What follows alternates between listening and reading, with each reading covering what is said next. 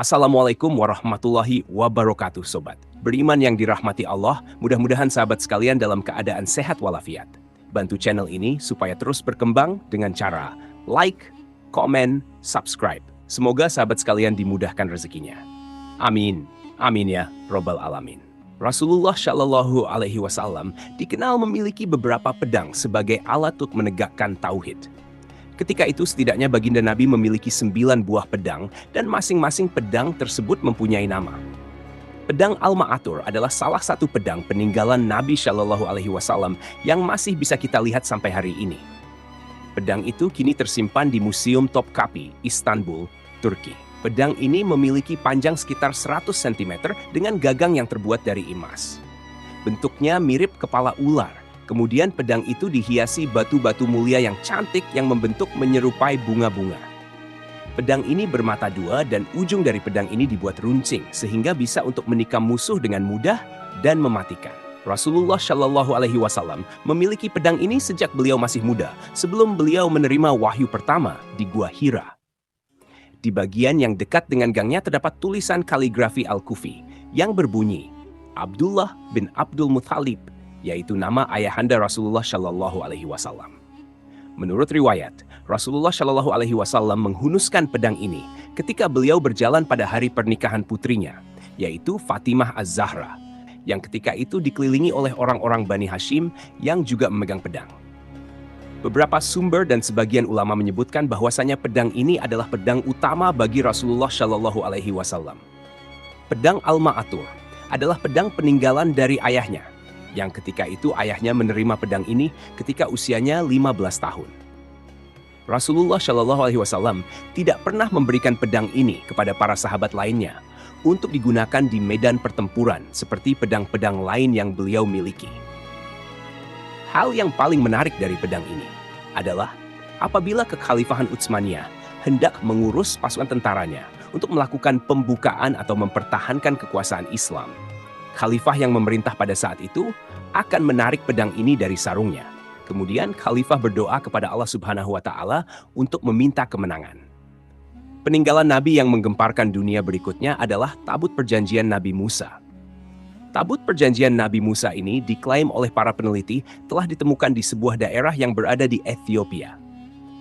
Tabut perjanjian, atau yang dikenal juga dengan nama Art of Confinement, diketahui dibawa keluar dari Israel melalui Mesir oleh sekte Yahudi. Tabut ini dikisahkan dalam 3 kitab suci di 3 agama Abraham, yaitu Yahudi, Nasrani, dan Islam. Dalam Alkitab, ada sebuah kisah yang menceritakan bagaimana orang Israel membangun sebuah peti berlapis emas untuk menyimpan loh batu. Loh batu itu berisi 10 perintah yang berasal dari Tuhan.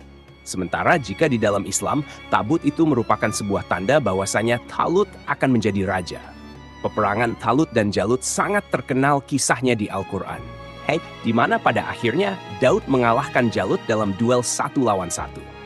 Jika teman-teman ingin tahu bagaimana serunya duel itu, bisa tonton di link yang ada di pojok kanan ini ya. Peneliti dan arkeolog yang tergabung dalam Bible Archaeology Search and Exploration Institute atau BASE mengklaim bahwa mereka telah menemukan tabut perjanjian itu. Tim peneliti dari BASE menemukan bukti yang meyakinkan bahwasanya tabut perjanjian itu telah dibawa keluar melalui Sungai Nil. Tabut perjanjian itu lebih tepatnya kini berada di dataran tinggi terpencil dari Kush kuno, yang sekarang menjadi bagian dari negara Ethiopia. Para peneliti mengklaim bahwa sekte Yahudi yang dipimpin oleh Raja Manasik dari Israel membawa tabut perjanjian itu melalui Sungai Nil.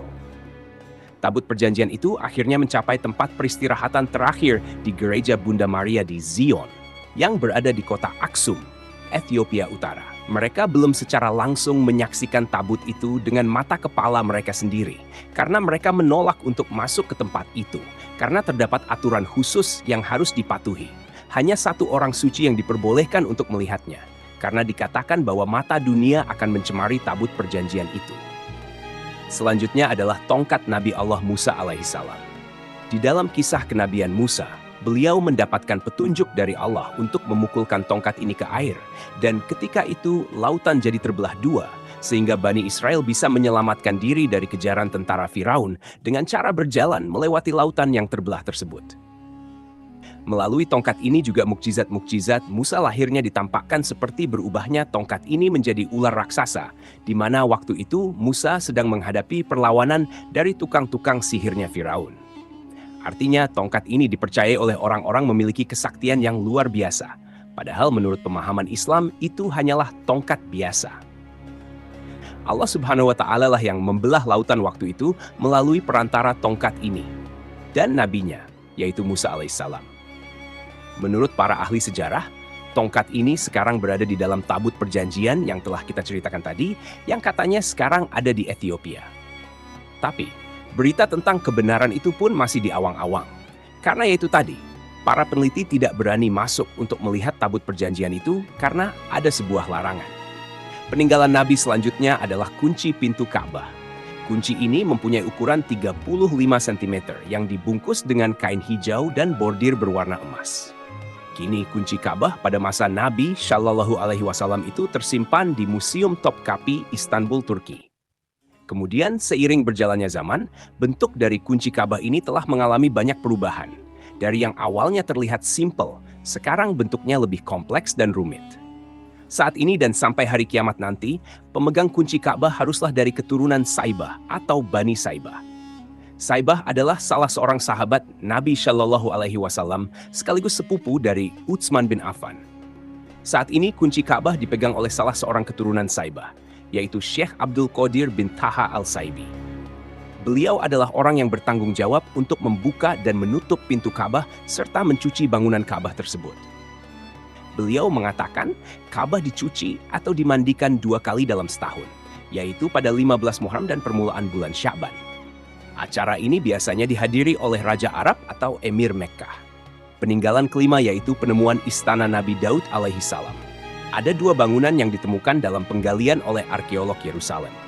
Mereka menduga bangunan itu merupakan reruntuhan istana seorang raja yang terkenal, yang bernama Raja David, atau bila di Islam, dia dikenal sebagai Raja Daud atau Nabiullah Daud alaihissalam. Kesimpulan itu muncul setelah para arkeolog melakukan penggalian di situs yang mereka yakini sebagai benteng kota Yudea. Disiarkan pada 2013, Kiava adalah lokasi yang dipercaya menjadi tempat Nabi Daud duel 1 lawan 1 dengan raksasa Jalut, yang dari hasil itu dimenangkan oleh Daud. Kiava adalah situs kota benteng kuno yang menghadap lembah Elah, dan itu diperkirakan dari abad ke-10 sebelum Masehi. Reruntuhan benteng itu ditemukan pertama kali pada tahun 2007 di dekat kota Bet Shemesh, Israel, yang berjarak 30 km dari kota Yerusalem. Hingga saat ini, reruntuhan itu menjadi bukti terbaik untuk membongkar benteng kota Raja Daud. Penemuan ini menjadi bukti yang tak terbantahkan atas keberadaan pusat kekuasaan di Yehuda selama masa kepemimpinan Raja Daud alaihissalam. Nabi Muhammad Shallallahu Alaihi Wasallam pernah melakukan sebuah peristiwa yang kita kenal sebagai Isra Miraj, sebuah perjalanan luar biasa dari Mekkah ke Masjidil Aqsa di Baitul Maqdis, kemudian ke Sidratul Muntaha di langit lapis ke-7. Nah, pada perjalanan tersebut diceritakan bahwasanya telapak kaki beliau meninggalkan bekas di sebuah batu. Cetakan kaki di batu tersebut lalu dipisahkan dan kemudian disimpan di tempat yang berbeda. Kedua cetakan kaki tersebut, yang pertama disimpan di museum atau Istana Topkapi, Turki, dan satunya lagi di kompleks Masjidil Aqsa. Ramzan Kadyrov, seorang pemimpin Chechnya, mengklaim dia telah memiliki sebuah mangkuk yang pernah digunakan oleh Nabi Muhammad SAW. Mangkuk itu dia dapat dari seorang yang mengaku keturunan langsung dari Nabi Muhammad SAW. Di London, Inggris mengatakan, mangkuk itu dibawa ke London 1400 tahun yang lalu. Mangkok itu kemudian disimpan oleh keturunan Ali di London. Dan Kadyrov pun mengatakan kami berusaha keras untuk mendapatkan mangkuk Nabi besar itu untuk negara kami. Kadyrov pun menyimpan mangkuk itu di sebuah masjid di Chasnya dan dibawa keluar setiap tahun. Tepatnya pada hari ulang tahun Nabi Muhammad SAW. Dan pada saat mangkok tersebut dikeluarkan, Kadyrov mempersilahkan siapa saja yang ingin melihat bagaimana bentuk mangkuk Nabi besar Muhammad Shallallahu Alaihi Wasallam itu. Salah satu peninggalan Nabi Muhammad Shallallahu Alaihi Wasallam yang masih bisa dilihat sampai hari ini adalah baju gamis beliau.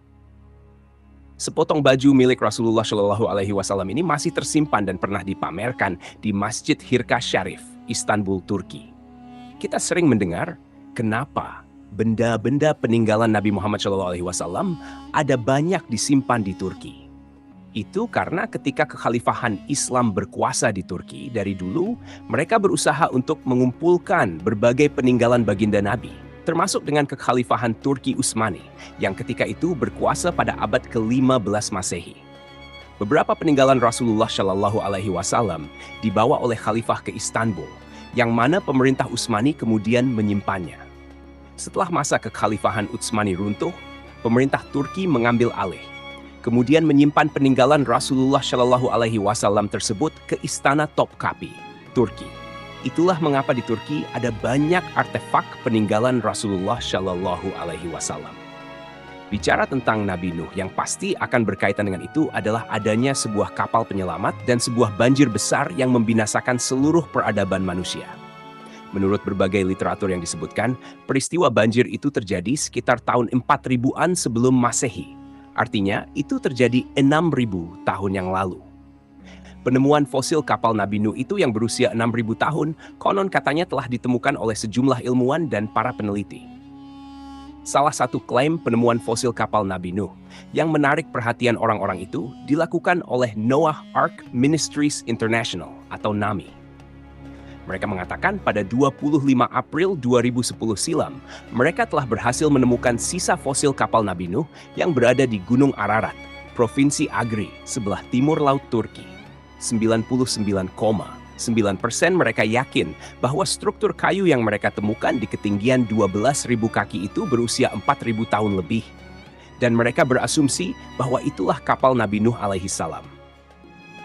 Nama Gunung Ararat sendiri sebenarnya ada di dalam Taurat dan Alkitab sebagai tempat terakhir bahtera Nabi Nuh berhenti setelah mengarungi banjir dahsyat selama 40 hari, 40 malam. Jadi dari yang tertulis di Taurat dan Alkitab, itu banyak peneliti yang tertarik untuk mencari artefak kapal Nabi Nuh di gunung tersebut. Ilmuwan dari NAMI ini sebenarnya bukanlah orang yang pertama mengklaim menemukan fosil kapal Nabi Nuh di Gunung Ararat. Sebelumnya sudah ada lusinan ilmuwan dan orang-orang yang mengklaim telah menemukan fosil kapal Nabi Nuh di berbagai tempat. Pada tahun 1988, seorang arkeolog bernama Ron Wyatt mengklaim telah menemukan bangkai roda kereta tempur kuno yang berada di dasar Laut Merah. Ron mengatakan bahwa bangkai kereta itu adalah milik Firaun yang hidup sezaman dengan Nabi Musa alaihissalam. Pendapat ini diperkuat karena di sekitaran penemuan bangkai roda tersebut ditemukan pula sejumlah tulang belulang manusia dan beberapa tulang belulang kuda. Pendapat dari Ron Wyatt ini ternyata didukung juga oleh Stockholm University yang melakukan penelitian mendalam kepada sisa tulang belulang yang ditemukan di dasar Laut Merah itu. Para peneliti menyebutkan bahwa struktur dan kandungan tulang yang ditemukan itu telah berusia 3.500 tahun. Sementara kisah pengejaran Nabi Musa juga diperkirakan terjadi dalam kurun waktu yang sama, yaitu sekitar 3.500 tahun yang lalu. Wallahu alam bisawab. Jadi itulah 10 peninggalan Nabi yang menggemparkan dunia.